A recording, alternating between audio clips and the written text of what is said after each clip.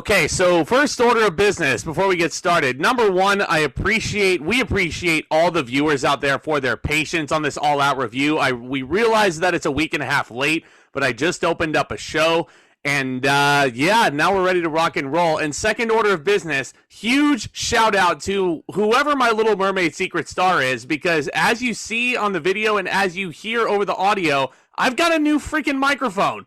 So whoever this secret star is, deserves all the stars, the millions and millions of stars. They did not have to do this, but and it thank sounds you. Very nice, may I add. Like I said, thanks for being patient with us. This also comes with the territory of AEW booking not one, but two big pay-per-views in the span of a week. Apparently, this is going to be the new norm going forward with Allin 3 being announced for next year at Wembley Stadium.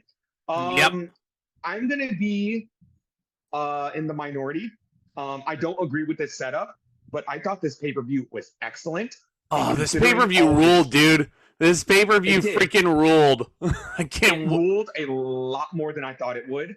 I think all the guys and gals really put their best foot forward with this one, considering the shit that they got put through over the weekend. And we're going to pull this off like a Band-Aid. We're going to address the elephant in the room. Yes. I want to say, hours before Collision, the night before on Saturday, before the Allstate Arena hosted AEW Collision, one CM Punk, Phillip Brooks, is officially released from AEW after his backstage altercation with one Jack Perry. We covered that in extensive detail in our All-In review. And all I can say is, good. It was 100% what needed to happen. So time out. You mean to tell me that the guy who's been causing all this drama in AEW over the past year and a half or so, now they finally fucking figure it out? Now they figure it out that he's the problem? It took CM Punk threatening Tony Khan's life, allegedly, to get this done over way. I'm going to be in the minority, and I'm going to be very biased. And you all know that I'm very opinionated when it comes to one Phil Brooks. And I'm going to say I don't give a rat's ass that he is the biggest draw in the company. I refuse to acknowledge such malarkey when we have guys like Kenny Omega, the Young Bucks, Bryan Danielson that we'll be talking on this pay-per-view. Jericho, MJF and Adam Cole having the best storyline in AEW right now. We don't need him. We don't need him. Samoa Joe, who had the dubious dishonor of losing to Punk in his last match. I do not care. You lump all of that talent into one cluster, and you look at one old, out of touch, washed up has-been in CM Punk, and you're going to tell me that all that talent compared to him, it's all worth the migraine? I 100% disagree with that. I do not care what business he could have pulled for AEW. I think everything he was doing in the company was blasphemous. This fucking real world title shit that I refuse to acknowledge. It's just, it needed to happen. It's just the TNA Legends Championship, but worse. It's just the Legends title. That's all it is. Don't ever insult the Legends title like that ever again. Well, I mean, listen, think about the storyline of the Legends Championship. Booker T created a fake belt for himself, and then TNA then decided to sanction it about 6 months after it was introduced when AJ Styles pinned him for it. Turned into the global title, which turned into the TV title. And that's what all this was a glorified TV title when AEW had not one, not two, but three television championships already with the TNT 4, the TNT title, the TBS title, the international title, and the Ring of Honor TV title.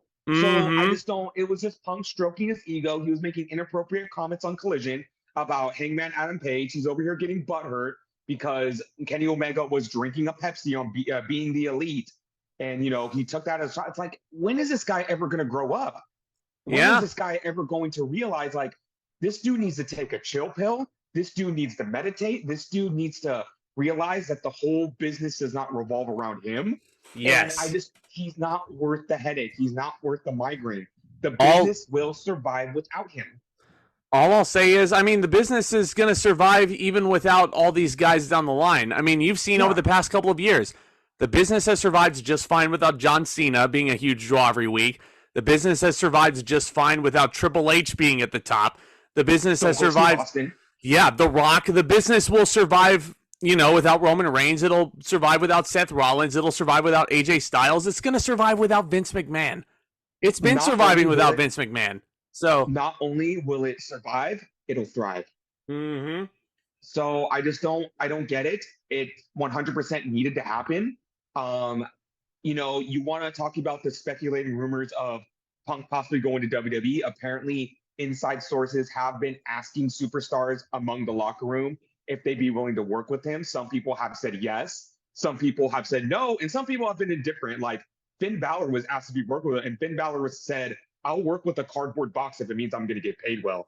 Yeah. So, and all I have to say about, okay, I just feel like it's kind of leaning in the direction of WWE doesn't want Punk because they're kind of putting subtle subliminal messages in their programming, like with the whole Jey Uso thing, that they don't want Punk around. It's like little subtle shots of him. And it's like, you look into it, it's like this man like drugged this company through the mud. And I'm not trying to come off as a WWE tribalist or an elite tribalist or anything, but a stooge drugged this company through the mud as long as he did after he got let go, after, there was wrong and right in both situations when it came to AEW and WWE, but what a slap in the face it would be to guys like Finn Balor, like Kevin Owens, like Seth Rollins, like Roman Reigns, like Gunther, like Rey Mysterio, like Austin Theory, like new guys like Grayson Waller. What a slap in the face would it be to them that they are getting over on TV the way they are, just to have this old, Styles,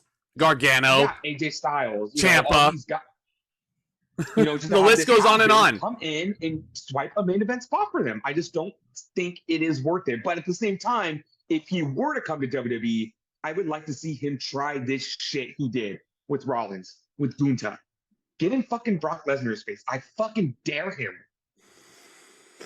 Part of me does not want to see it, but as far as AEW is concerned, I mean, we saw it even after the Brawl Out situation. AEW was just fine without CM Punk. They put on an amazing pay-per-view in Full Gear. They put on an even better pay-per-view at Revolution, which Tomas and I were in the building for.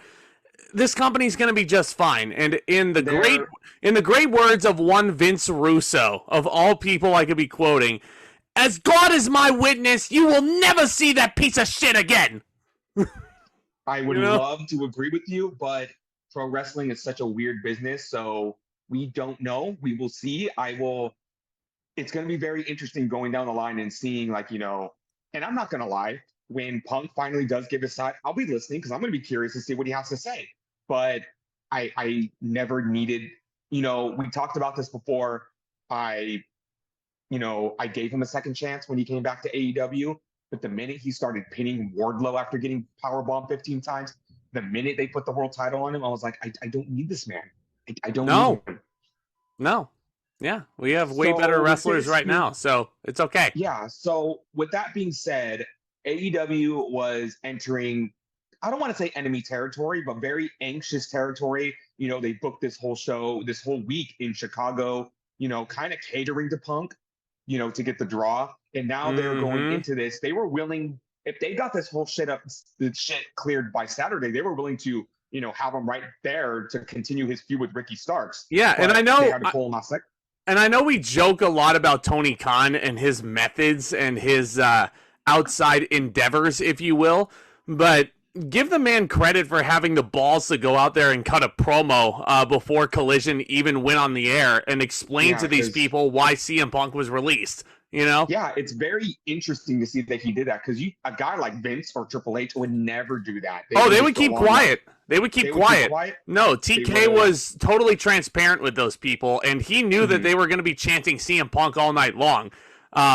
He immediately decided, you know what? I'm going to just be honest with my loyal fan base. I'm going to tell them what happened, and we're just going to keep going from there. Not that it stopped people from chanting CM Punk like in certain aspects of this pay-per-view, which we'll talk about, but the crowd really enjoyed themselves with this show. And they hijacked the show. I enjoyed this crowd. It was so fun. As bad as I anticipated it to be, but props to the fans for not letting, their personal bias get in the way of a damn good professional wrestling show, because everyone on this show so awesome. They deserve all the praise in the world for putting on a pretty damn good show. And I'm not saying this, oh, the show was great because Punk was I went into this show with like no expectations. I went into the show just, I'm going to chill out on a Sunday evening. I'm going to order this show. I like to keep up with everything. And I'm just going to see what AEW has good things. They got bad things. But no, I want to say almost every single match on this card was damn good. Yeah, no, it was. There were some. Across the board, I don't know if I want to say this was better than Revolution yet. And I might have favorite AEW pay-per-views. I might have a personal bias towards Revolution and saying that's my favorite AEW show this year, but this one came really damn close if it didn't beat it. You know, it was really good. I want to quickly go through the buy-in show. There were 3 matches on here, a little excessive. I don't think they need to cram all these matches on 1 hour. Let's just say the 6-man, the trios tag title match, they started that like 10 minutes before the pay-per-view started. So I was like, cutting it a little close there, AEW. They could have taken a match out here, and the pre-show would have been just fine. But we open up with an over-budget charity battle royal. This was kind of Tony Khan's way of giving back to Chicago after the whole Punk mishap. I want to say it was a 20-man battle royal, and the winner got to donate $50,000 to the charity of their choosing. Crazy that Tony Khan can just pull out the checkbook and give $50,000 out whenever he wants. But I'm going to quickly go through who was in this battle royal. We had Tony Nese, Serpentico, Sean Spears, Commander, Angelo Parker, Dalton Castle, Darius Martin, Chuck Taylor, Bishop Khan, Matt Menard, Jake Hager, Mark Davis, Daniel Garcia, Scorpio Sky, Action Andretti, Kyle Fletcher, Trent Beretta, Toa Leona, and Brian Cage. Also, Hangman Adam Page was this. I thought that was very interesting. We haven't seen Hangman Page on TVA a lot. Kind of wondering what the deal with him is. This was your standard battle royal. Tony Nese opened the match by cutting a promo that I think went a little too long because you only have so much match time on this pre-show, and I think it was a little wasted on Nese saying, hey, let's not have a battle royal. Instead, let's work out. So good to see they're making good use of Tony Khan. Mm-hmm. I mean, Tony Nese in this battle royal. Tony Khan put himself in the charity battle royal. Hangman Page won. Hangman Page won. I was going to say before that, the whole story of this battle royal really revolved around the Mogul Embassy, Brian Cage and his goons with Prince Nana really dominating this. And they were doing the classic like 80s heel move where Nana said before the match, like, oh, we're going to take the money and we're going to donate it to ourselves. Ha, ha, ha, ha, ha. You know, what those dirty, dirty heels trying to steal money from charity. But it came down to Page and Cage. That was really interesting. Them revisiting. Rhyming on a pole match, bro. Remember that? Remember the rhyming on a pole match, Double or Nothing 2021? Adam Page, we got Christian Cage, we got Brian Cage, we got Diamond Dallas Page, we got Saraya, formerly known as Page. AEW loves their pages and cages. But Hangman Adam Page eliminated Brian Cage to win this. He would go on to later in the show and on Dynamite to say that he was donating the money to the public education system of Chicago, because I didn't know this. Hangman Page is a former school teacher. What the fuck? He is, yeah. I'm just learning this on the podcast right now. That makes so much sense. Like, is he just teaching kids how to do cowboy shit? Is that all he does?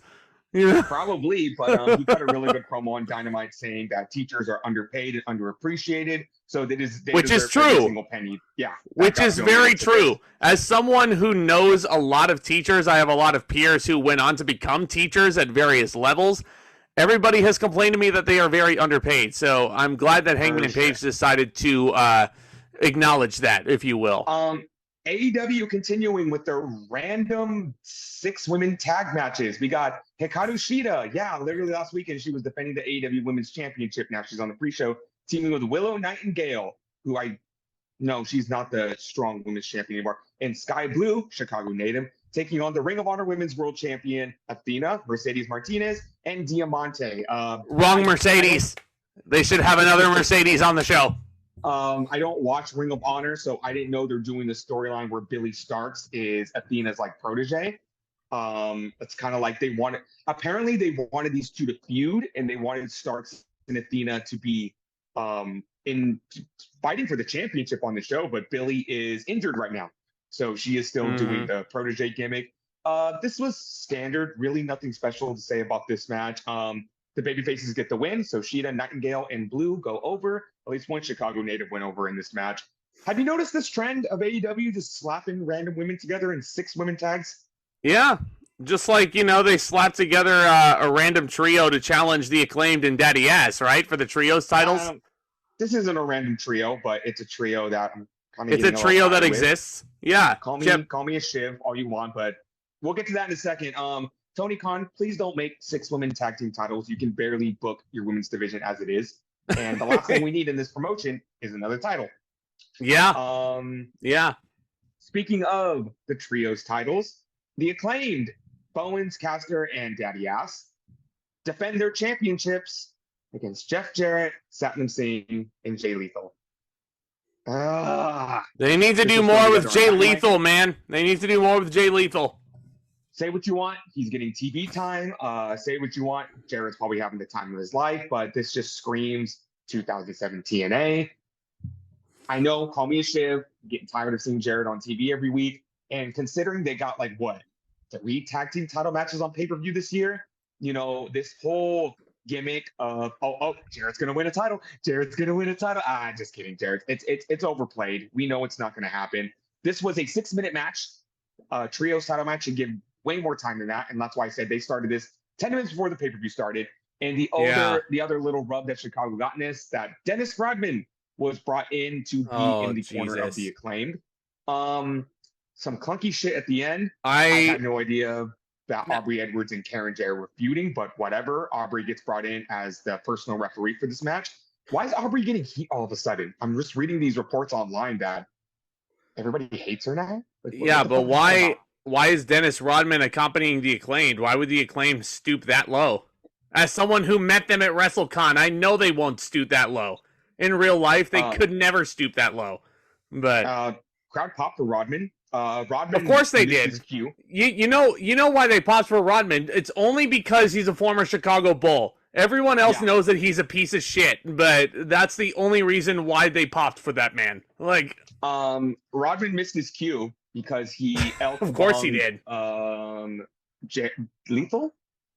I think he El Kabong Lethal, but he forgot to get out of the ring before Aubrey noticed it, and Aubrey just kind of shook her head like, well, I didn't see it, so it didn't happen. So I thought that was pretty funny. They hit, I forgot what Bowens' finisher is called, but they hit the mic drop, and the Acclaimed retained the titles. It was a match. All three. It was a match. No, the Battle Royal, I get why they did it, but the women's 6-man and the trios titles, they crammed them. Both of these matches got less than 10 minutes. Tony Khan, it's okay to not have so many matches. It's okay. Totally okay. If you would have cut either the trios title or the 6-women tag, the pre-show would have been fine. Considering that we have 10 more matches to talk about on the main show, AEW All Out from the United Center in Chicago from September 3rd. We kick off with MJF and Adam Cole, better than you, baby, defending the ROH World Tag Team titles against a now heel Dark Order.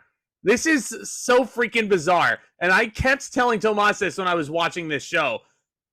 There is no reason why I want to boo the Dark Order. Especially, they couldn't I don't know. ride off Brody Lee's memorial forever. They really couldn't. No, I understand that. But, even after, 3 years after the fact, it's very tragic what happened. But I realized that they could get back to, some sense of normalcy and have a sense of, character aside from a Brody Lee memorial. But given the real life circumstances, I cannot boo the Dark Order. I'm sorry, I cannot. I feel like a lot of the fans are feeling like the Dark Order was getting stale as the baby faces. I've heard a lot of people say they're a bunch of dorks, but that's why I like them. They're a bunch of dorks. I get what you mean with a guy like Johnny Hungy. The Dork Order. Very, very, very hard to boo a guy like Johnny Hungy. But when they started off this match, okay, first of all, I really did not have any expectations from this match, but apparently the Dark Order went into this match with a chip on their shoulder because they know they'd be getting criticized a lot. I thought their heel work was very good in this match. It kind of caught me off by surprise. They cut Cole and MJ off pretty early in the match. They got really good heat on them. They were booing the Chicago crowd. Early on in the match, Silver and Reynolds leaned on MJF's leg. No, his neck. Well, before that, Before that, can we just talk real quick about how entertaining MJF and Adam Cole are together? I am so happy that the split did not happen at All In because we got this chicanery. MJF and Adam Cole come out wearing Chicago Bulls inspired Better Than You Bebe t-shirts. MJF is in the ring with Reynolds and he's like, "You helped to train me, so sportsmanship." And that's like my new favorite thing about MJF now. He just randomly like sportsmanship. Let's shake hands. Boom. Roddy Piper his ass. About this entire thing. So Silver and Reynolds hit MJF in the back of the head with the steel chair. That aggravates MJF's neck injury, and MJF has to get taken out of the match, leaving Cole to fight the Dark Order by themselves. There's a sick sequence in this match where Reynolds and Silver just hit a beautiful like tandem tag team like offense on Cole. Like they hit like a clothesline and then a German suplex. Oh my god, it was so good. Like it made me remember how damn good of a duo Reynolds and Silver are. Yes. I thought they were going to go in a different direction with this, but I really thought Dark Order were going to win the tag team titles here, just so Cole can be like, "What the fuck, MJF? Like, you left me high and dry." But they went in a different direction, and I'm kind of reading in between the lines. Notice how in this match, MJF really is a student of the game. He is hitting every single classic, what's the word I'm looking for? Like, not overdone, but like cliche babyface trope. It's like he read the book of professional wrestling. He took every single babyface trope and he did it in this match. Pandering to the crowd, cheap pop with the Bulls colors, the sportsmanship, the shaking hands, shaking hands, the hyping the crowd up, the hot tag the that they want to see, the hot tag, and the other big classic babyface trope later on in this match, the babyface that gets hurt in the middle of the match and then makes a triumphant return to help his tag team partner win the match, and that's what MJF does. How do you feel about the double clothesline just being a straight up finisher? Oh, I love it. I don't care what anybody says, but I cannot gloss over this little detail. MJF was selling a sore neck, which is also what Roderick Strong is suffering from. Planting a little bit of seeds there and nice little callbacks here and there. But so, MJF, like said, Dark Order actually does steal the double clothesline as well to try and get some cheap heat. And very close 2 count on that one. And I was like, that would have been poetic justice right there if Adam Cole just lost with the double clothesline. So like I said, I was reading in between the lines. Again, people are all over saying, "I love MJF as a babyface. This is awesome. This is what he was destined to be." I don't believe he's fully a babyface. The fact that he is picking out all these cliche babyface tropes, he's pulling the wool over everyone's eyes. I still think it's going to happen until... He's not convinced yet. He's not convinced. Not convinced, and I'm not going to be convinced until one of two things happens. Number one, Cole turns first. Number two, MJF drops the world championship as a babyface. That's the only way, 2 ways I will believe that MJF is truly a babyface. We'll I don't want to jump the gun. I don't want to look ahead a little too quick, but there was like even subtle hints on Dynamite that I was just like, I'm not convinced. Well, MJF is at least going to be playing a babyface through the month of October if his next opponent for the world title is any indicator. But this match... Here's the thing. Go ahead. I am convinced, this is a very, very, very bold take, that I am convinced that as an all-around performer, MJF may be the best professional wrestler in the world today because he does everything perfectly. They said he couldn't wrestle. He's a damn good wrestler. They said he couldn't hang. 60-minute Iron Man match. Said he couldn't cut a promo. Cuts a great promo every single week. Said he can't tell a story. Adam Cole. Overall, I am convinced MJF is all around the best professional wrestler in the world right now. Must I remind everybody that, just piggybacking off of that statement, MJF is only 27 years old.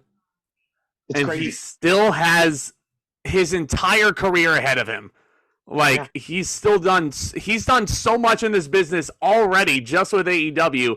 Like, sky's the limit for this guy. At least another good 10 years of MJF ahead of us. I'm ready for it. At least 10 years.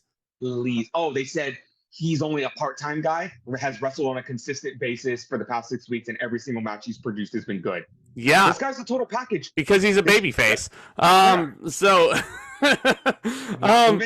MJF convinced me at All In, but so because MJF is a babyface, he does his big babyface comeback, including a kangaroo kick, which gets a huge pop from the crowd and from Tomas. Don't you dare try to pull the wool over my eyes. You love the kangaroo kick. You love it. You love the kangaroo kick. Why not? Why does he do a kangaroo kick? Kangaroo kicks are good, man. Like he acts like a kangaroo, but he looks like a chipmunk. I don't get it. So call it a fucking chipmunk kick. I don't know, but do chipmunks even kick? Yeah. Do kangaroos even kick? MJF and Cole then hit a double clothesline on Reynolds. Adam Cole pins Adam Reynolds after the double clothesline, or Alex Reynolds. Did I say Adam Reynolds? I'm an idiot. You did, but yeah. I fucking love that as a finisher. I do not care what anybody says. The fact that MJF and Cole have gotten a double clothesline over as their finisher, like, it's so silly. It's so PWG. I kind of wish the opponents would sell it better, because it looks like your standard clothesline. Because you look at a guy like, I don't know, Gunta, that uses a clothesline as a finisher sometimes. At least his clothesline looks fucking devastating. You look at Stan Hansen, you look at JBL. I feel like a clothesline is only as good as the opponent sells it. But again, it's supposed to be silly. And also maybe making fun of the fact that everyone's finisher is like a triple double flip pile driver through a table, and now their finisher is just a simple clothesline. That's right. That's right. But I really enjoyed this match. I'm going to give it 3 3/4 stars. I really enjoyed the storytelling and the excellent wrestling sequences in this show, especially from a match that I had no expectations from whatsoever. I didn't like it. A Rampage main event. I didn't like it nearly as much. 3.5 for me. I mean, it was certainly very entertaining as an opener, and I love MJF and Cole and what they're doing together. Dark Order as a heel duo is very strange for me, especially after all this time of cheering them because they're a pair of dorks. Also, I really dug it. I dug it. It may be Silver just trying to get himself over as a heel, trying to like not break kayfabe in real life. But apparently, people were like heckling All Out online, and Hungy went fucking in on them. I hope that's a work, because I think Johnny Hungy realizes it's hard for the Dark Order to be heels. So it's kind of like that classic, I'm going to give you a fucking reason to hate me. They also had some new vignettes on Dynamite that I thought were really good. Very reminiscent of the old Join the Dark Order days. I like how they're going back to like being cult recruiters, wearing the suits, smiling, going up to everyday people. It's like, yeah, I can make your day a lot better. I can make your life a lot better. I really like them as the evangelistic, cults. I have a question. As I put the Dark Order call sign up. What are the benefits of joining the Dark Order? Do I get good benefits? Do I get good health insurance? You should tell Johnny Hungy that. See what he said. The chairman of the Dark Order, Evil Uno, Solid Monster made a really good joke, and you're going to hate this. He said, if Evil Uno is heel, does that make him good Uno? There's no such thing as good Uno. You lose friends playing Uno, but anyway. A perfect segue into the next match. I feel like this was AEW not taking a page out of WWE's book, but back in the Vince days, the modern Vince days, where I feel like they were trying to cut down on TV time, how like a person will win a match and then the next person would come out and it would have nothing to do with them. And you would kind of look at it as, why are these guys interacting? But they're not. They're just cutting out the awkward segues by having them come out like literally, run right after the other. But Samoa Joe, the Ring of Honor. It's brilliant. It's absolutely brilliant what Samoa Joe does here. But anyway, keep going. The Ring of Honor World Champion Samoa Joe is heading to the ring for his championship defense against one Shane Taylor that I can't wait to talk about in a second, but not before kind of MJF glances at him and Joe just comes and fucking almost shoves him off the stage, and MJF gets fired up. Which Cole tells him, no, this is not a guy you want to fuck with. This is a direct callback to about 7 years ago when Samoa Joe was the NXT champion, and he shoved a poor young security guard just into the wall, almost freaking squishes him like a bug, and this guy still has to escort Samoa Joe to the ring and act as an extra. That poor security guard was a very young Maxwell Jacob Friedman. Samoa Joe has a knack for shoving Maxwell Jacob Friedman just in random spots, and MJF has had enough. He goes in there, he wants to fight Samoa Joe, the crowd wants to see these guys tear it up. Wait until Wrestle Dream, because that will happen.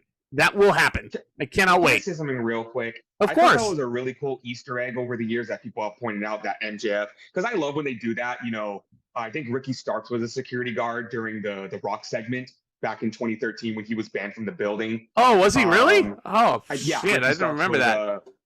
No. Oh, no. Ricky Starks, remember when Ryback was doing the bullying gimmick and he would just go God. Ricky Starks was the guy he poured the soup over. That's unfortunate. Yeah. Remember do that? Remember when Max Caster was one of Bobby Lashley's sisters? Yes, exactly. Yeah. And I love when people point that shit out. But considering going into the MJF and Joe feud, I don't know. I hate that they're bringing it up on TV so much. It's like, yes, we get it. That happened. Do we have to revolve the whole fucking story around it? Yes. I like when those things are little subtle Easter eggs. Like, I don't know. That may just be me. I'm probably... It's so simple. MJF is a white meat babyface, and Joe is a despicable heel. It's a perfect match for Wrestle Dream, I think. Sure, MJF is. Also, he is! Joe feuding with the world champion. This is 100% Tony Khan saying, Joe, I'm so sorry you had to deal with the shit with CM Punk at Wembley. Yes. I'm going to throw you a bone, and you're going to be in the next main event program. But here's the thing. Do not put Joe in the main event just because of that. Keep him in the main event. Get that television title off of him and make him a main event guy in AEW. I mean, if only he lost the TV title to Mark Briscoe at Supercard like he was supposed to. But in any case, Shane Taylor is his challenger today. And I love Shane Taylor. Here we go. I remember him back in the 2010 days of Ring of Honor when I was the big Ring of Honor guy. Funny story. I know he used to team with Keith Lee in Ring of Honor, but when WWE signed Keith Lee, I mistook him for Shane Taylor. I thought WWE picked up Shane Taylor. And I'm glad I was so excited because Keith Lee's he's a beast. But I will say that about Shane Taylor. He's too good to not be signed. Tony Khan either needs to sign him full-time to AEW or Triple H needs to swoop in and take that man because he's too damn talented. He's like the smallest Haas I've ever seen. And this was like a little mini Haas fight. They only got 6 minutes, which was a shame. But I love the stuff that they did in this match. They were hitting each other very hard. They were doing some pretty athletic stuff for men their size. This was a fun. I wish they would have got more time. Yeah, that's ultimately my big problem with this. These guys did what they could with the 6 minutes that they were given. These are two talented, big guys who can hit each other hard. I feel like if they got at least 10 minutes, I feel like I would have really, really, really enjoyed this match. And I don't know, Shane Taylor as a contender being built up for Samoa Joe, like I didn't think he had a chance in hell at beating Joe at this point, but I would have liked to have seen Taylor win just to take the TV title off of Joe because Joe's been champion for over 500 days. And I feel like he's not doing anything with that title and it's holding him back. But someone brought up a really good point. You don't want Joe to lose 2 pay-per-view matches in a row, all things considered with All In. So Joe does get the win with the Coquina Clutch. And yeah, that was a fun. I wanted 2 3/4 stars. Could have been a lot more if they were given more time. I'll go 2.5. 2.5. It was a pretty basic Haas fight, all things considered. But also, this was the night of Haas's. We're gonna say that now. Oh, I can't wait. I can't wait to get. I can't wait. Well, actually, up next. So what we have first is for the TNT Championship. We have Luchasaurus, for some reason, in the ring defending Christian Cage's TNT Championship against Darby Allin, who's accompanied by the young Nick Wayne. It's just so like, I love this fucking gimmick. Luchasaurus defending Christian Cage's TNT Championship. Another layer. I fucking love Christian. Awesome heel work in AEW right now. Oh, Nick Wayne's father is no longer with us. Christian Cage already juiced that lemon for all he could. So you know what he did? He looked at Nick Wayne on Collision the prior night and he said, your father's not alive, but your mother is. She's free? Oh my god! And then Tomas had the temerity to send me a picture of Nick Wayne's mother, and I'm like, I'm not gonna say anything. Not gonna say anything. But Luchasaurus legitimately is coming off like AEW's version of 1997 Kane, like with the music. I don't know why. I didn't think much of this match going in, but when it started, I'm like, oh, I'm gonna fucking love this. Dude, it was fucking violent. It was violent as all hell. Like, Darby Allin, like, if Everest is not going to take this man, like, goodness gracious. Oh, good lord. Like, I'm so scared. I'm so scared shitless that Darby Allin is just going to kill himself at one point during these matches. Like, Jesus Christ. Big man versus little man. Love this shit. And even in the beginning stages of the matches, the things that Luchasaurus was doing to this kid, putting him under the steel steps and then standing on the steel steps. Darby Allin admitted that his back is pretty fucked up after Allin. Gee, you think? Yeah. After taking a coffin drop off the top rope onto a metal coffin, bare back. Stupid. The stuff Darby Allin is doing is making Mick Foley cringe. Yeah, so Darby Allin eventually does make a big comeback. Code Red off the turnbuckle. There's some really good near falls as Darby Allin is starting to like really fire the crowd up here. Christian, for some reason, is beating up Nick Wayne on the outside because Nick Wayne has a dead father. Darby Allin is distracted. Nick Wayne. It was a perfect distraction. Like, I'm gonna fucking kill your friend. I'm gonna kill your friend. You know? Either save him or win the championship. Like, make your fucking. He's a Christian Cage is a classic Bond villain. Yeah, well, why doesn't Darby just roll up Christian if Christian's the champion? You know, like, why is Luchasaurus in this match? And because Christian Cage needed a night off. Christian, you're right. Christian Cage, he just worked a coffin match last week at All In. He was way too gassed. You know, he couldn't work this match, so Luchasaurus had to be a sub in. But anyway, Luchasaurus capitalizes on this, like, complete bedlam on the outside. Darby Allin eventually does hit a suicide dive on Christian Cage. Luchasaurus, 2 tombstone pile drivers in a row, and then he fucking clotheslines Darby Allin to the back of the head as hard as he can, pins him in 12 minutes. In the tombstone pile driver position, takes him up and slams his head against the top turnbuckle. Good God, dude. Into hell. Luchasaurus gets the win. This was very physical. 3.5 stars. Like Darby Allin is just one-upping himself at this point.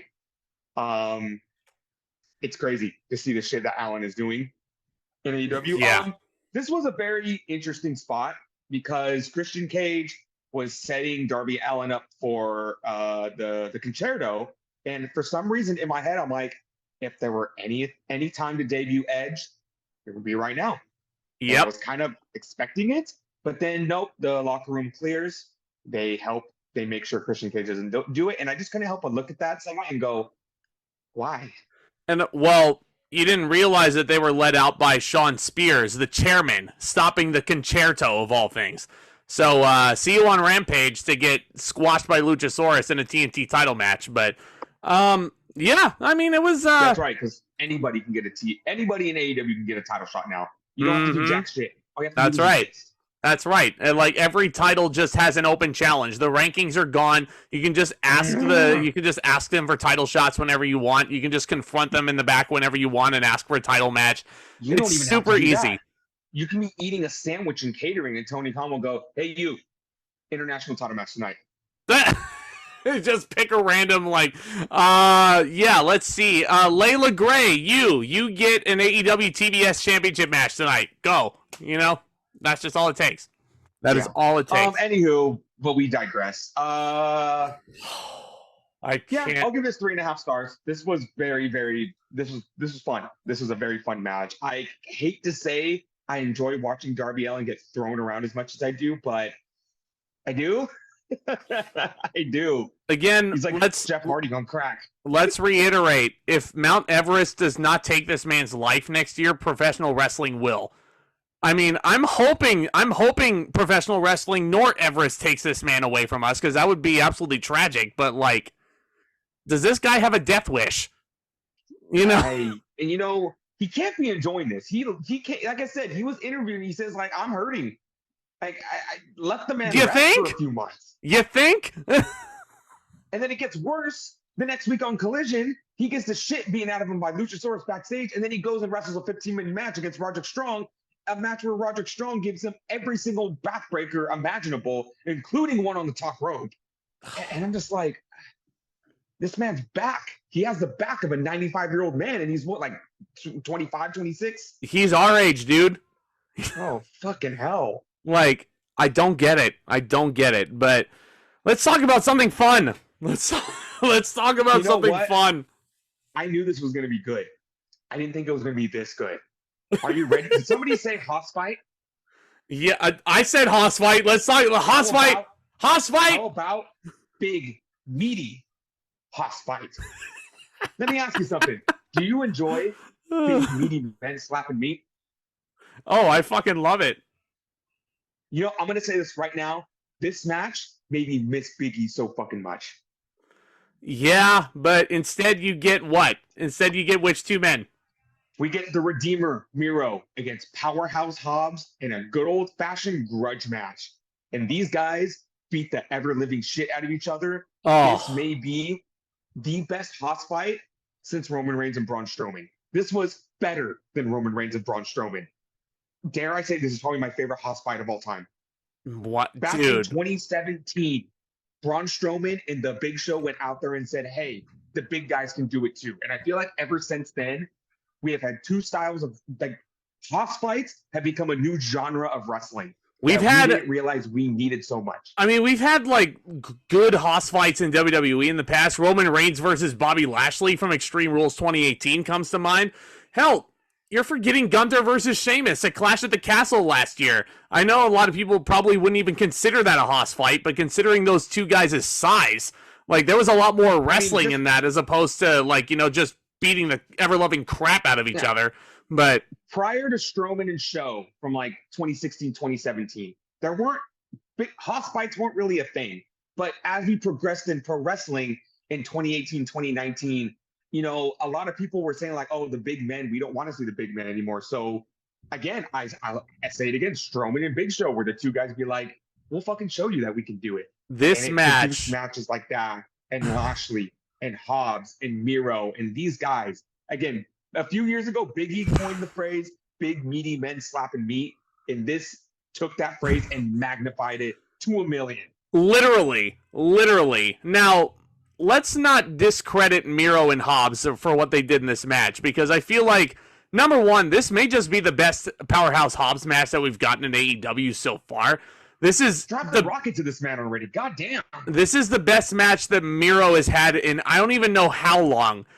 These two guys are a match made in heaven for each other, but this was a perfect blend of two big dudes just beating the snot out of one another and a brilliant crowd participation. I was telling you earlier about how excited I was to talk about the Chicago crowd and put them over. Like, these guys were chanting meat, like, as these guys were like, oh, meat, oh, and then, like, you know, as these guys are hitting big clotheslines, meat forever, you know. This made me want to see brilliant more meat. Yes. We're talking power slams, clotheslines, power bombs. You want more meat, just go to the butcher shop at your local grocery store. You'll get more meat there. Sorry. Anyway, can we compliment how fucking good Powerhouse Hobbs' spinebuster is? Dude, like, if he's sitting under the tutelage of Arn Anderson after all this time, like, Arn would be so proud. He would be so proud that this guy has probably as equally good of a spinebuster as he does.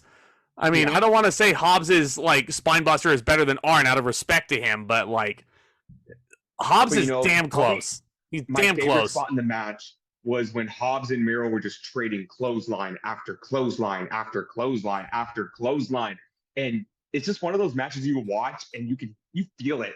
You feel the physicality. There's Moxley kicks. There's a near fall from a spinebuster. Miro knocks on game over, and Powerhouse Hobbs is able to power out of that. It's so damn good. Like, I did not want this match to end. These guys could meet forever. They really could. These guys went 15 minutes, and I could have seen them go 30. Yeah. Miro applies the game over. Powerhouse Hobbs escapes out of it by ramming Miro back first into the turnbuckles. Miro then makes a big, gigantic, fiery comeback. He hits more Machka kicks, applies the game over submission once again. Wasn't locked in that great, but Powerhouse Hobbs tapped out after 15 minutes of just pure fun and just amazing Hossfest. Like, oh, I can't put this match over enough. Ooh. 4.25. I'm gonna give this 4.25 stars. Fuck it, 4.5. Fuck it. I'm 4.5. 4.5. Fucking loved it. Listen, if I gave the good old fashioned Donnybrook match at Extreme Rules last year 4.5 stars, I liked this match more. So this one certainly gets 4.5 from me. This was so damn good. And then it gets even interesting after the match. So Miro and Hobbs shake hands. A lot of people were saying, "Oh, here comes the pairing. They're gonna form an alliance, Hobbs and Miro." But no, Hobbs just clobbers the fuck out of Miro. And I was like, good, because I want to see a rematch out of these guys. I want to see a rematch more than I want to see a partnership. And then CJ Perry, the former Lana's music hits. She is now All Elite. And the first thing I thought was, I love her. Number one. She coming out to save Miro. And this woman, The Miz does not have massive balls. This woman has nerves of steel. Yes. She comes in the ring with a steel chair and she hits Hobbs in the back of the steel chair with no fear whatsoever. And Hobbs kind of looks at her like, who the fuck threw that piece of paper at me? And Miro comes back and saves her. But that's when it gets even more bizarre. Miro looks at CJ and then he just leaves. And then he looks back I hated this. I hated this. I hated this. You want to know why? We have gone through almost a decade of bookers cock blocking this romance. Like, I just want to see CJ Perry accompany Miro to the ring. I just want to see these two be happy on screen. Like, can't we just not have drama anymore? Like, we know how happy they are behind the scenes. We know that. So, you know, the only time we really saw them as a true, like, this natural alliance was during the Rusev days in WWE. Yeah. I don't understand what the point of this is. A lot of people have been theorizing. People are saying, why is Miro upset with CJ when he literally said in his, maybe they're saying because Miro has said in his promos, CJ told him to don't come home unless it's with championship gold. But CJ came out and saved Miro. So I don't get this. I really don't get this. CJ's in AEW. Apparently, it's not a full-time contract. She's not going to be on TV every week. Apparently, she's on a deal where she comes in when Tony needs her. She's not going to be a wrestler. I don't even think she's going to be a manager. She's there kind of like a featured attraction. Can I just say right now, I don't understand all the hate for CJ Perry. She looks like a sweetheart in real life. Oh, I'm sure she is. I'm sure she is. I was going to meet her at WrestleCon, but she wasn't at the session we were at. But I don't get the hate for her. She, like, I watched her on social media. She seems so fucking nice. Yeah. Yeah, you know, I think it's also the way Vince McMahon booked her by pairing her off with Dolph Ziggler, pairing her off with Bobby Lashley, but that wasn't her fault. That wasn't her fault. Is it just me, or she is not the worst wrestler in the world? She's not. But no. If she does, like, if Tony Khan doesn't want her wrestling, if she wants her to be a manager or a valet, I'm cool with that. I'm cool with that too, because CJ Perry is a freaking phenomenal valet. Like, my word, like, did you not see Rusev's undefeated streak, like, going into Mania 31? The fact that CJ Perry was, like, getting crowd heat and how easy she was able to get crowd heat just as a valet without even having to step in the ring. She got over. Yeah, she got way over. We want Lana chance. Miro helping getting over the Lana is the best, Lana's #1 song. She's good. She's a good little addition to pro wrestling, but just let her be her. Mm-hmm. Let her be her. And letting her be her is just letting her manage her husband. That's all we want. So yeah, we'll see where this goes from here. Hopefully they pull the plug on whatever they're doing and just let her manage Miro. Because I'm not saying Miro needs a mouthpiece, but I just feel like it would help a lot more. And also props to AEW for turning him face. Miro needs to be a babyface. Oh, but Miro's way too likable. He's way too likable. Yes. I don't want to ever boo this man ever again. Like, it's done. It's over. Miro is a heel. I don't like. He's good as a heel, but like he's like the Dark Order. I can't help but cheer this guy, no matter what affiliation he is. With that being said, Tony Khan, we told you to book the women's division better and not overbook them. Because what do we got next? For the TBS Championship, it is Kris Statlander defending against Destination. Oh, Ruby Soho. Yeah, yep, yep. Saraya is accompanying Ruby Soho out to the ring. Yeah, and this was the only women's match on the show. It was solid. It was solid enough. Did you appreciate Statlander's ring attire? Yeah, for sure. But my thing with this match is...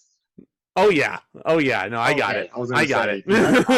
Yeah, I got it. Statlander came out dressed as Zoolander, and even Ben Stiller tweeted her and said that was pretty fucking cool. I feel like I enjoyed this match more than most other people did. I think that's also partially because I was watching this pay-per-view, the first half of it at least, while I was actually in tech for my show, and I was waiting for a few cues because we were doing Q to Q, and this match came on. And a bunch of cast members like stroll into where I was sitting, and they watched this match with me, and they actually followed it. They actually, they got what was going on, and I was explaining to them, hey, this girl's gimmick is an alien, and this girl wants to take the belt that the alien has, and they were like, "This is weird." I know Kris Statlander will always be an alien to me, but anyway, Saraya is tearing up fan signs and she's flipping people off on the outside, but there's some good wrestling going on, man. Wasn't this the same girl we celebrated with her family in front of 80,000 people? Yes. In Wembley the week before, and now she's... Why, yes, it was. You need to make up your mind here. Yes, it was. I like this match. I like the wrestling in this match. Statlander and Soho are both very good wrestlers. What I didn't like was the overbooked finish. Yeah, so Ruby hits the Destination Unknown neckbreaker for a close kick out. Saraya is distracting the referee. Toni Storm comes out and she takes the spray paint away from Ruby. Kris then hits the Sunday Night Fever for the pinfall. Does this mean that Toni is no longer affiliated with the Outcast? Did I miss something? I fucking don't know because they're doing like the slowest burn on this whatsoever. It's the Outcasts have turned into AEW's Damage Control. Either break them up or don't, because Toni Storm is getting very over with her new gimmick. Saraya is the women's champion. I think Ruby Soho can do fine on her own. I really don't see, considering the overbooked mess that was the All-In match, I don't see why this faction needs to continue. No. Look at Damage Control. They were teasing dissension between them, and now they're a unified front because Io Sky is the women's champion now. Well, at least with Damage Control, like, it's a little bit like, to me, the Damage Control unification makes a little bit more sense right now. Like, I get that they were teasing dissension after losing to Becky and the Legends at WrestleMania, but I would have been fine with a breakup there. But, I mean, I'm fine waiting for a breakup until Mania 40 when Io defends in probably a Damage Control triple threat. I would love to see that. But it's giving WWE a lot of credit, saying that they're going to book Io Sky strong enough to make it to WrestleMania as champion. Oh, man, dude, I hope so. I really, really hope so. But Charlotte Flair versus Bianca does not need the title. I said it. But in any case, 3 1/4. I thought the match was good. It was solid, but definitely a very overbooked finish. I feel like AEW really booked themselves into a corner because Statlander is still a freshly new champion. I do think she needs to hold this championship for as long as she can. But Ruby Soho has just been booked very strongly, and I would either or it was going to be, and I'm trying to get out of this mindset of, oh, well, both women need to be kept strong. So, well, there's got to be a loser. Let me get that out of, I'm tired of people saying like, oh, you can't pin either of these guys. There's got to be a winner and there's got to be a loser. One loss isn't going to kill someone's career. But here, it's just like, I like Ruby Soho a lot. And we just saw Toni Storm got this brand new gimmick. Saraya is the women's champion. What's Ruby Soho doing? It's kind of like she's the fall girl right now for the Outcasts. Yep. Maybe she shouldn't have joined at Revolution when she did, huh? Maybe she shouldn't have joined. I'm gonna give it 3 stars. This was a fun match, but again, the overbooking really held it back. Yeah, this show has considerably better matches than this one, which includes the next contest, which, oh my god, I cannot wait to discuss. Originally supposed to be Ricky Starks versus CM Punk for the Real World Championship. Talk about an upgrade. It's Ricky Starks versus the returning American Dragon, Bryan Danielson, in a strap match. They put this match together in 24 hours when they were teasing Ricky the Dragon Steamboat, a 75-year-old man? Is he really? I'm looking this up. He's in his 70s. Steamboat was being teased to face Starks after Starks beat him with the leather belt in the Real World Championship match against Punk last month, which led to Starks' suspension. But you could have saw this coming from a mile away when Steamboat kept saying, "You want to fight the Dragon, huh? You want to fight the Dragon? Okay, fine. Look at the contract. It says Ricky Starks versus the Dragon," and it's like, you know, Danielson's coming out. But by the way, Steamboat is 70 on the dot. Damn, still shouldn't be working anymore. But, no. After Starks signs the contract, Steamboat introduces Bryan Danielson into the mix, and he's going to fight Starks. Keeping in mind that Danielson is just coming off of a fractured forearm that he sustained at Forbidden Door. Like, I feel like he was going out way ahead of schedule from being cleared. He was. Yeah. This is the definition of he was doing Tony Khan a fucking solid. Mm-hmm. And this guy, if you are not familiar with Bryan Danielson, like, at all throughout his career, like, him in WWE compared to ROH is like child's play, literally, because it's PG. Bryan Danielson in Ring of Honor, the American Dragon, is a psychopathic motherfucker. Like, goodness gracious. Like, he goes out there, Ricky Starks, like, refuses to put the strap on. No, don't put your mind in the gutter right now. He refuses to put the strap on. The bell does not ring, and he busts Danielson open the hard way before the bell sounds. So they finally... Okay. I don't care what anyone says, and you can't convince me otherwise. This is 100 million bajillion times better than anything Punk and Starks could have did out there. Yes. This match was phenomenal. This match was amazing. This match made Ricky Starks' career. This match, if there is anything modern, top 3 AEW matches of the year. Yeah. Oh, it's up there. It's this match, it's the Iron Man match from Revolution, and it's Omega and Ospreay. Top 3 matches in AEW this year. Yeah. No other matches come close to those 3. This one was fucking violent the whole way through. Danielson even said in a promo, the last time I was in a strap match, it was with someone I love. Rest in peace, Bray Wyatt. Imagine what I do to someone I fucking despise. He didn't explicitly say that on the air, but, like, nobody likes Ricky Starks backstage. Ricky Starks is a little douche, so Danielson is going to go in there, teach this guy a lesson, and if there's any modern match that we can look at and say, that is our generation's Bret versus Austin from Mania 13, because Austin was a rebellious heel, and he was basically turned into a hero like that. So we talked about in a WrestleMania 20 review, matches that you would show anyone off the street to get them into pro wrestling. This is one of those matches. Mm-hmm. The belt shots these guys were giving each other. You looked at Ricky Starks' back like midway through the match, and it was this kid paid his dues in this one match alone. You don't say. Where Starks and Danielson were literally slapping each other in the face with these belts as hard as they could, to the point where Danielson was saying, "Is that all you got? Hit me harder." And then Starks is hitting Danielson, hitting him over and over. And the look on Starks' face was like, "Oh yeah, these are getting ineffective. I should just give up now and just go to the punching, the chops, and the God." What did I say? I loved more about WWE than AEW right now was the storytelling. This match told such a fucking great story. And again, Danielson was trained by the greatest of all time, Shawn Michaels, and he adapted his storytelling perfectly. I fucking love this match. I don't think Shawn Michaels was ever this violent, though. Like, no. My word. Danielson goes in there. Ricky Starks is hitting him with the strap. And Danielson looks at him like, oh, you're just like smacking me on the back of the hand, like I was just punished. Oh. He takes the strap away from him and he fucking hits him as hard as he could. Like, goodness gracious, I feel like in the face. Like, dead in the face. Ricky Starks was bleeding as well, I believe. The heat spots when Starks was on top, the classic, tying his feet up on the top rope and then choking him with the belt on the outside. Yes. This match was bloody and violent. And again, just go fucking watch this match. This match was almost perfect. And there was one spot that I just did not like. I didn't agree with. I didn't think it needed to be there. Danielson's about to win, and then Big Bill comes out. Because remember, if you're affiliated with any single heel in a match, you gotta interfere. And Big Bill comes out. He gets the upper hand on Danielson, only to be interrupted by Ricky Steamboat.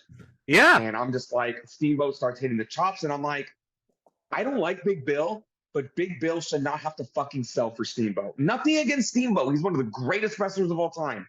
But there's literally no way I can fathom a 70-year-old man beating up a 7-foot-tall dude. Yeah, I mean, I understand why this spot was put in there because Ricky Steamboat was such an integral part of this story. Starks was calling Steamboat out initially, so you got to give Steamboat some semblance of a comeback here at 70 years old. Big Bill might not have been the best choice, but I mean, imagine if Team Taz was still a thing.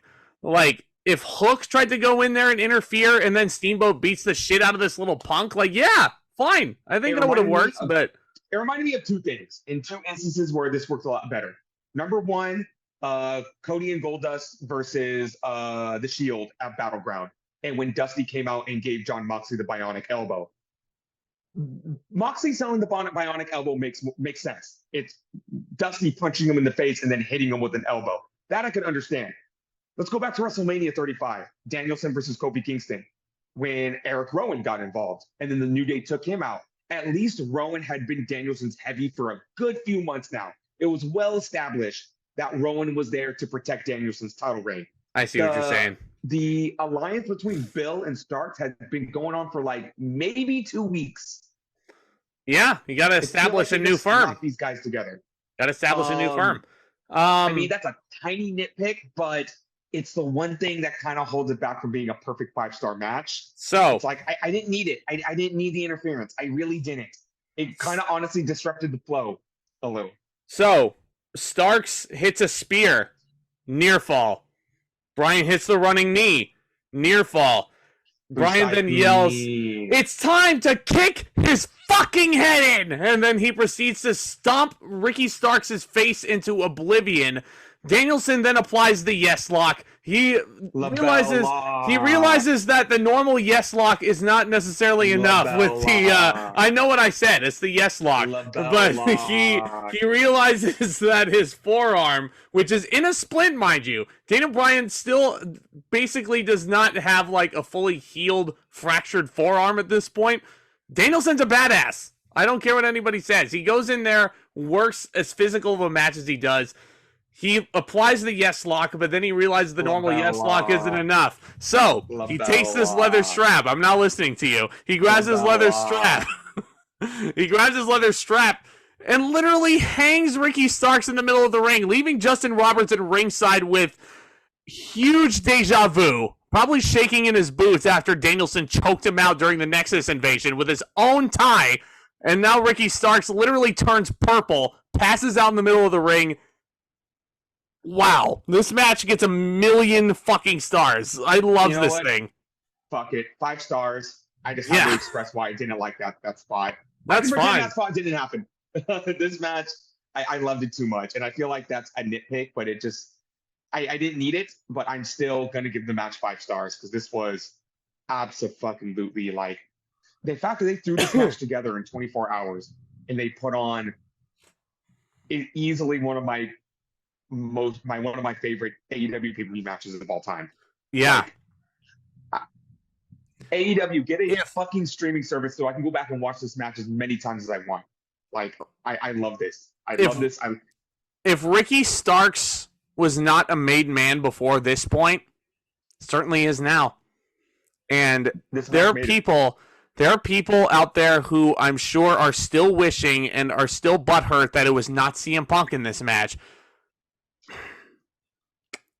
CM Punk would not have put on a 5-star match with Ricky Starks, and CM Punk would not have elevated Ricky Starks to the level that he is right now. That match between Punk and Starks would have been all about putting over CM Punk. Danielson went in there, and even though he was the victor, he made Ricky Starks look like a fucking beast in defeat.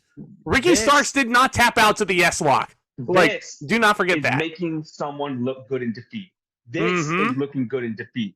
Not just anyone going out. This was not a foregone conclusion match. Again, I could have easily seen Ricky Starks winning here. Like Bret Hart and Stone Cold at Mania 13.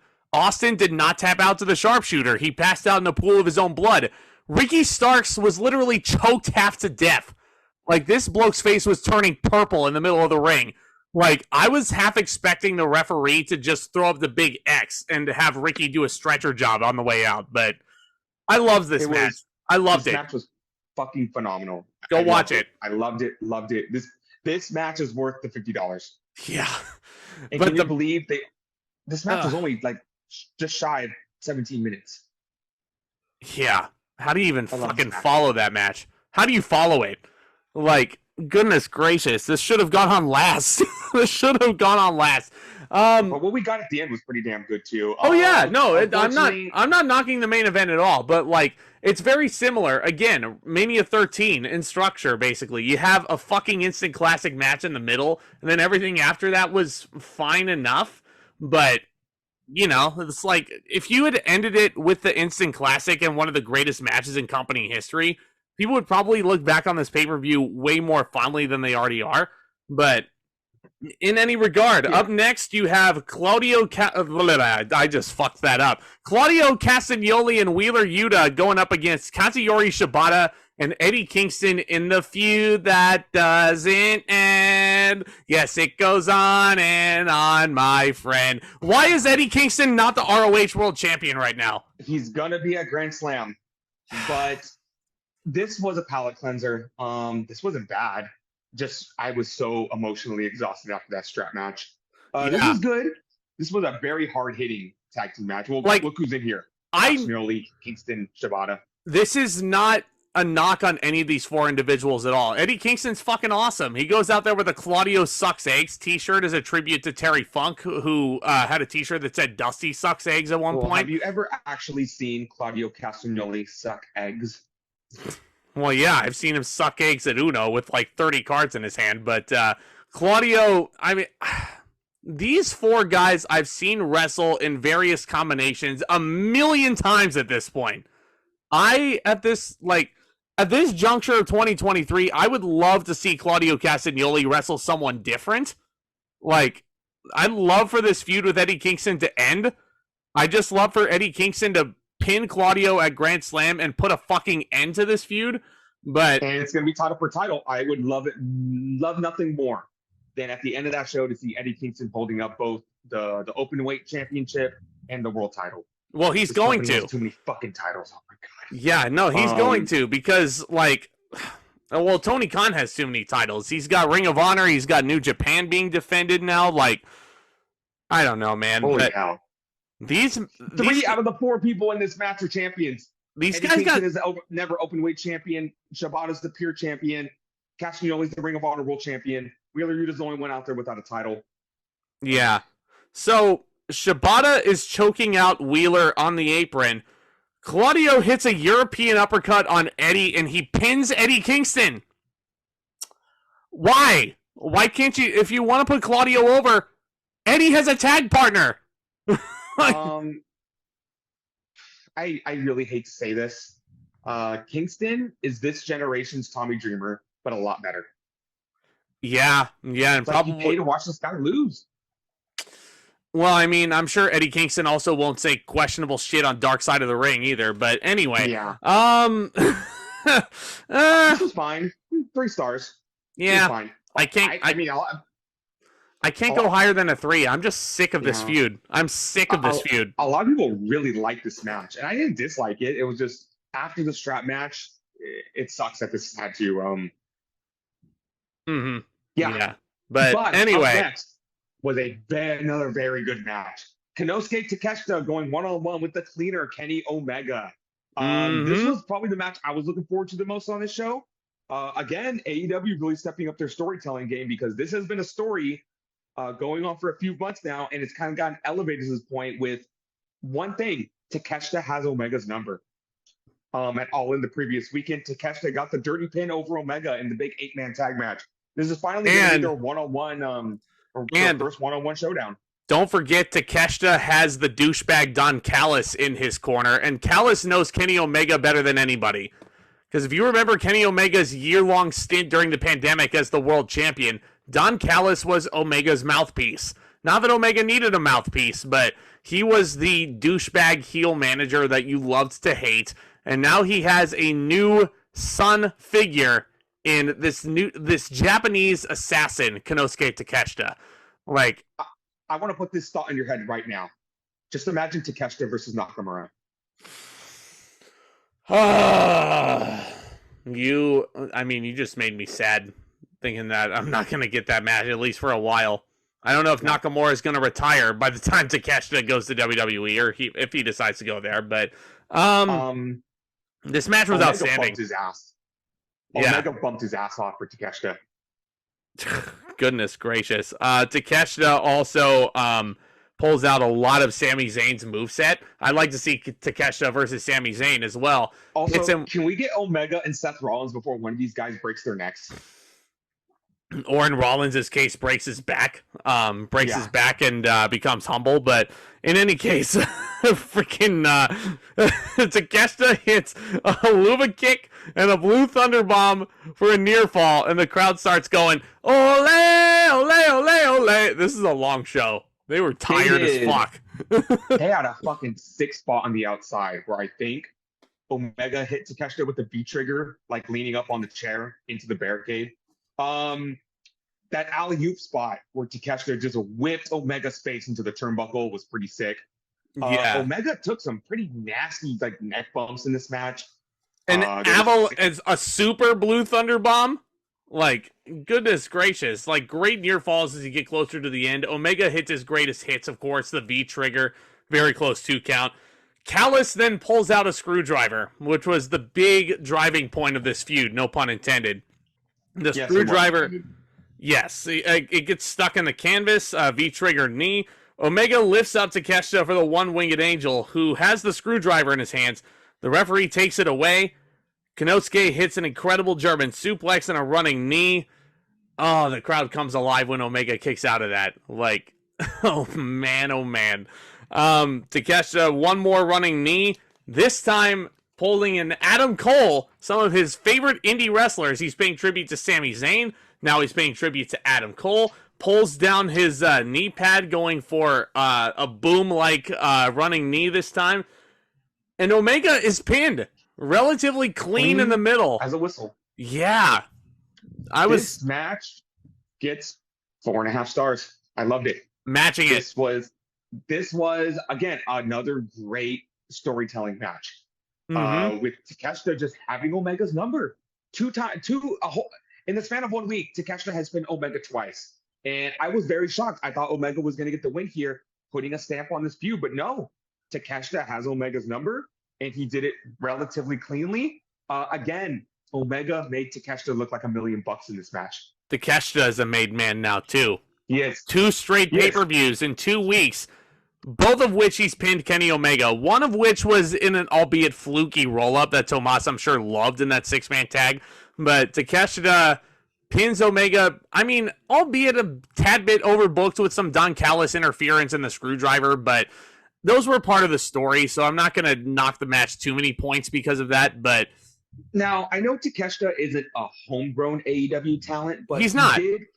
He wasn't super well known in Japan. So the fact that he made the permanent move to the US and got signed by AEW, he's probably one of the most developed guys under the AEW umbrella, almost on the entire everyone on the roster. Because you look at great. Japanese guys, you look at your Shibatas, you look at your Sonatas, you look at guys that come in like guests, like Kota Ibushi, those are already made people making an appearance for AEW. Minoru Suzuki.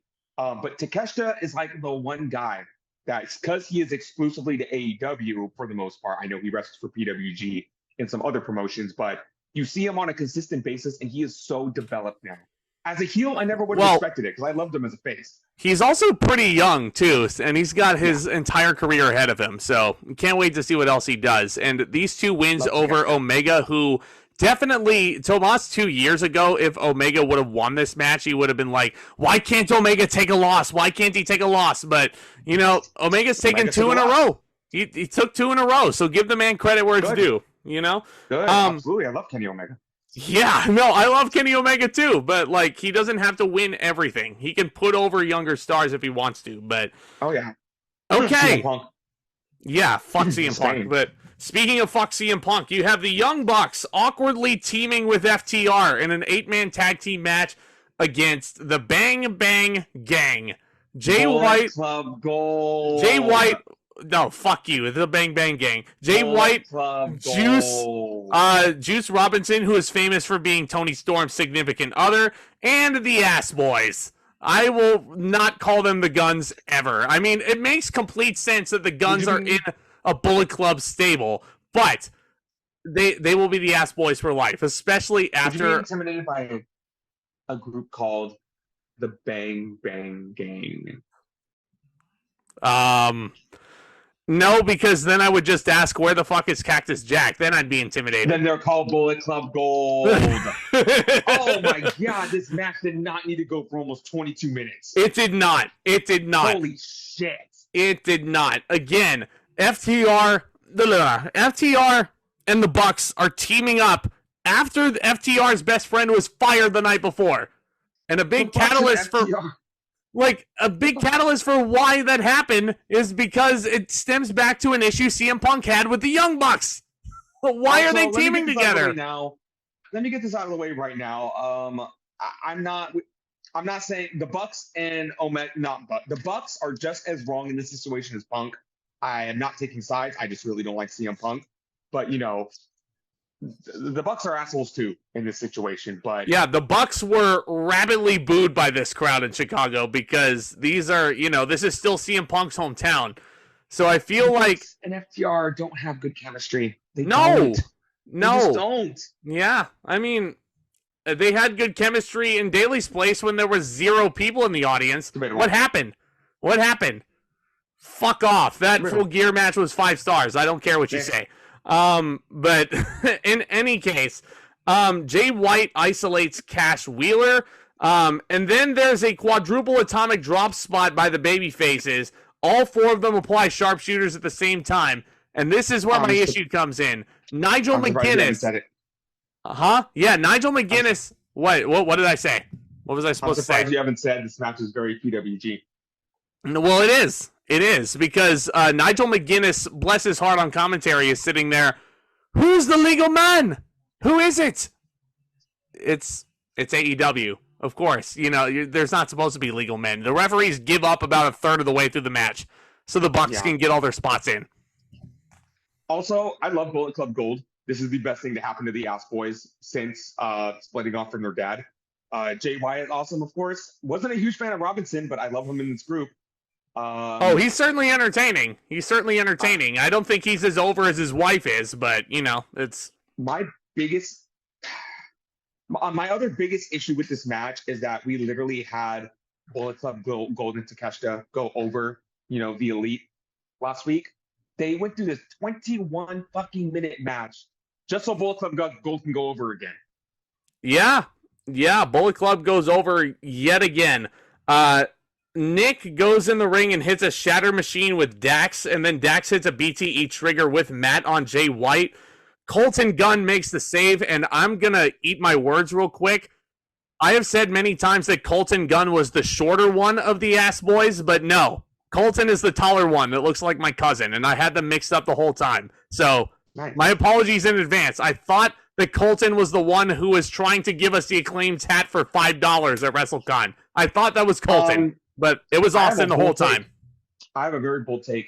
Go ahead. I don't want to see FTR and the Bucks wrestle again for the Tag Team Championships. I want any combination of Bullet Club Gold to be the next Tag Team Champions. The Ass Boys! Robinson and White, The Ass The Boys. Ass Boys or a White and Robinson? No, Jay White is a world champion. Jay White should be propelled into the main the event. Tag team titles are beneath him? Yes. Yes. So you're saying the tag team titles are inferior? Yes. Jay White. Okay. If you're really going to tell me that Jay White is in a better position in AEW than he would have been if he had signed with WWE, like it was rumored months ago. I'm saying it's not an insult to put the tag team titles on Jay White. Okay. Let me restart then. Okay. I feel like there should be a moment where Bullet Club Gold holds all the gold. It doesn't matter it doesn't matter what kind of combination you have there. I would love to see the Ass Boys revisit their feud with the Acclaimed in a trios title match, and they can fight their dad with their with a partner of their choosing out of the Bullet Club Gold. Like, ideally Juice Robinson, but if you're really going to if you're gonna tell me that Jay White is a tag team wrestler when he could have been Triple H's next big signing, like a la, tag team wrestler, he's a faction guy. And you look at, he's the leader. He's the leader. You look at, you saying, I don't want to come with this too aggressive. Saying that Jay White can't hold the tag team titles because he's above them, that's like saying what Finn Balor is doing right now is wrong. Okay, fair enough. But it's like you give Jay White and Juice Robinson the tag team titles, then what is there dissension with the Ass Boys? Like, do they want the tag titles? Like, because no, four people. Agree. That's like when Seth Rollins and Buddy Matthews were tag team champions when they had a perfect good tag team right there. But also White and Robinson are Bullet Club guys. Yeah. So I think I think my point being, I don't want the Bucks and FTR to continue this feud. I want do a three-way tag team title match. Either the Ass Boys or White and Robinson versus FTR versus the Bucks. But in that match, whatever combination it is, Bullet Club Gold take the tag team titles. Yeah. But in any case, that's what I how the fuck did this match even finish? I forgot. Bullet Club Gold won. That's all I know. Bullet Club Gold. There is a Jay hits the Switchblade Runner on Cash Wheeler, who is legal. Colton Gunn pinned Cash Wheeler. That is awesome. My cousin gets the pinfall victory at 22 minutes. Watch out, Colton. Cash Wheeler is going to grab his Glock now. He's going to grab his revolver. Fucking hell. Get in the car. Yeah. I can't believe we didn't mention the irony of FTR fighting the Gun Club. The Bullet Club. You mean FTR, the real Bang Bang Gang? No, just Cash Wheeler. He's the one-man Bang Gang. One-man Bang Bang Gang. But anyway. Also, Arn Anderson is probably in the back now looking at Cash Wheeler like, my man. My fucking man right there. Good Lord, I'm fucking delirious. But how do I fucking... stars. Oh, dude, I don't know if I want to go that low. I can't go that low. I had fun with it. It was a fun match. It was just way too fucking long. And I'm going 3.5. I was entertained by this. Fair. You can hate on the Young Bucks all you want. I still love them. They're overrated. They pair well with some tag teams like the Lucha Bros. Yeah. Giving me one of my favorite FTR, AEW matches of all time. Yeah. But in any case, up next week on Collision, FTR defending the tag team titles against Bear Country. The Iron Savages. Is that a thing? Is that real? Yes, it is. Because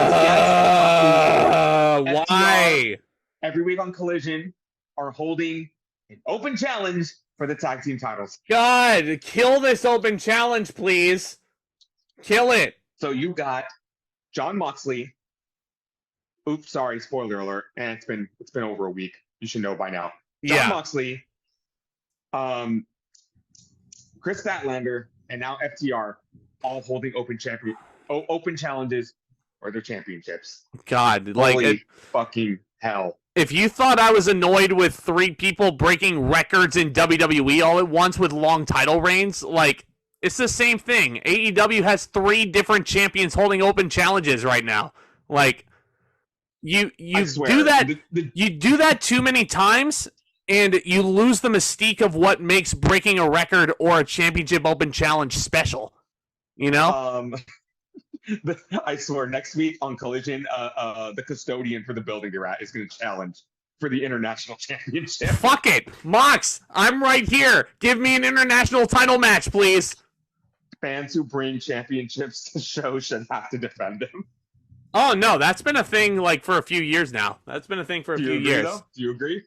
Oh yeah. If you bring a championship to a show, you have to defend it. Why do you think I left my Universal title sitting on my shelf during Mania? Why do you think I left it there? No, I didn't want to fucking defend it. No, but anyway, you mentioned Jon Moxley. That brings us to the main event of the evening, sponsored by DraftKings, of course. You've never mentioned that before. We're mentioning it now. I don't fucking know. It's just fucking random. Why not? Why not? This match, once again, Jon Moxley is here to save the day after CM Punk did some bullshit. Moxley and Danielson are here to save the day. Jon Moxley challenges Orange Cassidy for the first time ever main eventing a pay-per-view for the AEW International Championship. If you would have told me a year ago the International Championship would be held to such a high prestige that I could main event a pay-per-view, I would say you're fucking crazy.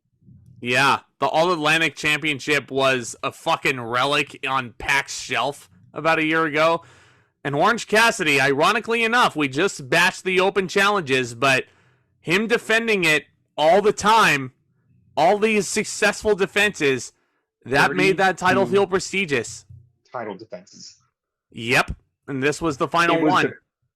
It was honestly the best open challenge trope since John Cena did it all the way back in 2015. And when the man who made the open challenge fun, John Cena, who was Cena defending against? Jon Moxley, Wade Barrett, Cody Rhodes, even guys like you never thought would got a title shot, R-Truth, Kane, Gold Dust, Pac. Yep. Yeah. And loved it. He elevated all of those guys. Again, with Cassidy, he was defending against Swerve Strickland and Penta and Ray Fenix and all of these guys that usually don't get TV time. It's a shame we never got him versus Keith Lee. Would have fucking loved that shit.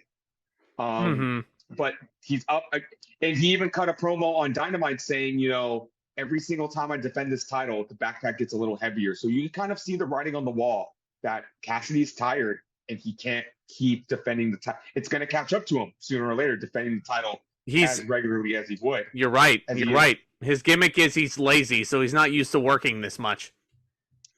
So Moxley was like the final boss for him. And this was very good. This was a very good match. Yeah, I really, really, really dug it. And you know what's even more amazing? Jon Moxley won the AEW International Championship, and he didn't have to drop 1 ounce of blood. Not even a drop. He turned Cassidy into a blood orange in this match. He sure did. Sure did. Freshly squeezed Orange Cassidy, literally. But, I mean... New blood orange flavor.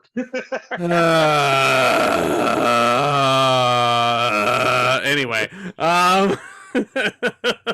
Orange Cassidy, you know, yeah. I mean, he's making his fiery comeback, of course, Tornado DDT. He hits Mox with a Superman punch and a spear. Orange punch. I know what I fucking said. I would have lost my shit if Orange Cassidy beat Jon Moxley with Roman Reigns' moves. I would have lost my shit. But can someone please make a recipe for Orange Cassidy's orange punch? Because that sounds delicious. Can someone make me a recipe for Mimosa Mayhem? Because that sounds delicious also. Orange punch is what I'm going to serve at the next AEW pay-per-view. God, remember when they were putting over Mimosa Mayhem 3 years ago at All Out as this new revolutionary gimmick that Chris Jericho was doing? Like they were going to do Mimosa Mayhem every year. That is still the only Mimosa Mayhem match we've ever gotten. Still the only one. So fucking weird. Jericho didn't even wrestle on this show. For Orange Punch, and now I want to make it. Really? Orange crushed soda, vanilla ice cream, and holy smokes! That sounds good. That sounds really fucking good. We are getting way off track here, but so God, how many freaking orange punches did he hit on Moxley? Like I didn't count, like 3. but yeah. So Orange Cassidy, after the near fall with the Roman Reigns moveset, he does the lazy kicks, and then he fires up and kicks Moxley as hard as he can as Mox is on his knees. You know what that is, Tomas? It's character development. Yes. Orange Cassidy, lazy kicks into stiff kicks. Yes. I mean, love that. Love that. I mean, they're still deafening. They're still the most devastating kicks in the history of wrestling, but, I mean, Orange also, again, Orange Cassidy, not a homegrown AEW talent, but nobody knew who he was prior to AEW. They knew him probably because of his indie stuff, but AEW was the company that took this guy and gave him the mainstream exposure that made him as popular as he did. And now you look at him main eventing a pay-per-view. It's crazy. Love it, or whatever. But Mox hits Orange with the Death Rider. Orange Cassidy kicks out, throws up a double deuce, and Mox is like, "You're gonna regret doing that." Yeah, it's like the Shawn Michaels finish to the. It's like the Shawn Michaels finish during the Career versus Streak match at 26. Yep. Orange was defiant to the very end. Moxley hits Dirty D, the Death Rider. Instant callback. The paradigm shift. The paradigm shift. Dirty I know what I said. So anyway, Moxley, as we mentioned, wins the International Championship. I mean, someone of Moxley's caliber holding that title, I feel like, is also going to help elevate the prestige of that belt. The match, only the third champion, and this title's been around for what, 2 years? Yeah, match got a shade under 20 minutes. It felt way longer. It felt way more epic. I mean, that just tells you how great this match was. I'm giving it 4 1/4. I was gonna say it was very good, but it wasn't like. Oh, it was great. It wasn't like Starks and Danielson. No. I don't. We knew these guys. These guys put on exactly the kind of match I thought they would put on.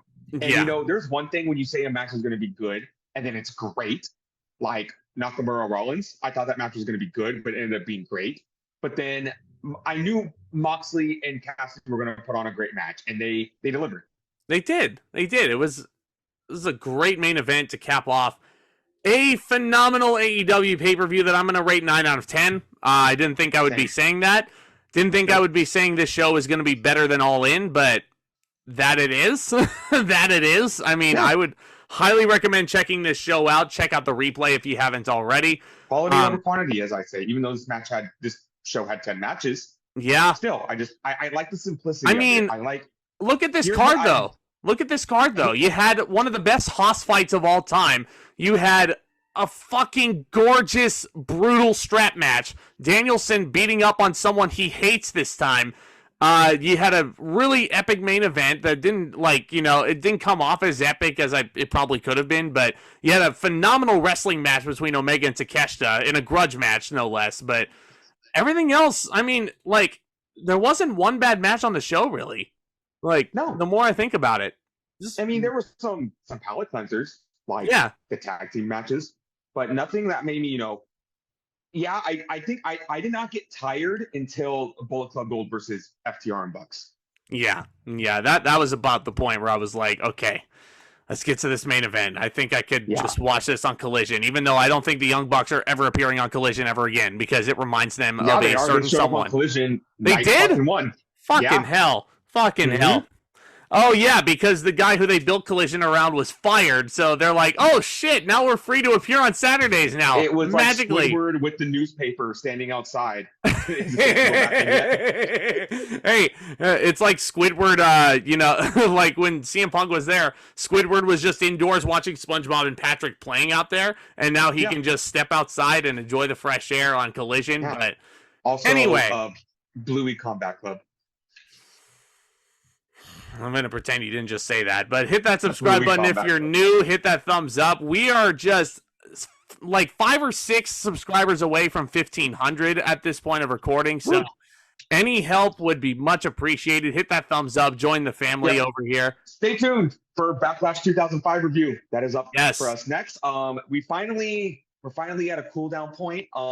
Next for us, current-wise, is Fastlane. next month. And Wrestle Dream. Wrestle Dream. Yep. A brand new AEW pay-per-view debuting on October 1st. That is because it's funny. Now, people used to say like, oh, WWE is under the, they're under the pressure of the merger and whatever the fuck they're called. Endeavor, TKO. Endeavor, yeah. But literally, Tony Khan is putting on this pay-per-view because Warner Brothers Media says they want more pay-per-views. So they're both under the pressure of big TV networks. Well, you know what? To do things that. You know what? Yeah. More great wrestling makes me a happy fan. Makes me a happy fan. Mean, Bryan Danielson and Zack Sabre Jr. was just confirmed for this show. So yeah, and I don't know if I want to spoil something that was announced on Dynamite, but Hangman Adam Page will be wrestling a match at Wrestle Dream. I don't know. Yep. Hangman and Swerve. Yeah, so that should be a really good match as well. Taking place. Wrestling Bryan Danielson at Wrestle Dream. What?